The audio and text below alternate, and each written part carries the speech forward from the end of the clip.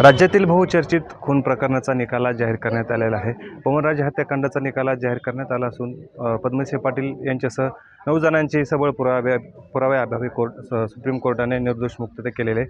आपल्यासोबत बोलण्यासाठी पद्मसिंह पाटील यांचे समर्थक आहेत. आपण त्यांच्याकडून जाणून घेऊयात नेमक्या भावना काय आहेत. दादा, काय सांगाल, आज निर्दोष मुक्तता झाली? आज निर्दोष मुक्त झाले याचा खूप आनंद होत आहे.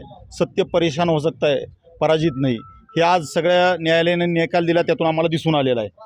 आज सांगायचं खरं अर्थानं सांगायचं झालं तर डॉक्टर पद्मसिंह पाटील साहेब हे महाराष्ट्राच्या मुख्यमंत्रीच्या शर्यतीमध्ये असलेला नेता, आमच्या जिल्ह्याचा ढाण्या वाघ हा एक डौलानं आमचा महाराष्ट्रात फिरत होता. त्याचा राजकीय खून करण्याचा प्रयत्न ह्या विरोधी पक्षाच्या लोकांनी केला आहे आणि त्याच्या माध्यमातून डॉक्टर पद्मसिंह पाटील साहेबांवर आरोप केले आणि स्वतःचे वडिलाचा खून झालेला ह्या जे खासदार आहेत, त्यांचा दुर्दैवी अंत झालता हे निश्चितच आहे. परंतु त्यांच्या स्वतःच्या पोळीवर तूप ओढण्यासाठी त्यांनी दोनदा खासदार एकदा आमदार असे हे केलेलं आहे आणि डॉक्टर पद्मसिंह पाटील साहेब यातून मुक्त झाले याचा आनंद होत आहे. परंतु याचं दुःख देखील होत आहे की राजकीय स्वतःची पोळी भाजण्यासाठी ओमप्रकाश राजे निंबाळकर यांनी स्वतःच्या वडिलाच्या मृत्यूचा फायदा घेतला, भांडवल केलं.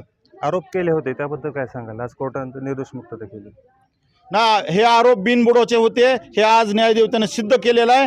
याच्यामध्ये आम्ही सर्व धाराशिवची जनता एकदम अत्यंत आनंदित खुशीमध्ये आहे. स्वतःच्या पोळीवर तूप ओढण्यासाठी ओमराजे निंबाळकरांनी स्वतःच्या वडिलांच्या खुनाचं भांडवल केलं व आपली राजकीय पोळी भाजून घेतली, असं देखील येथील कार्यकर्त्यांचं म्हणणं आहे. मी वैभव भारे, LS मराठी, धाराशिव.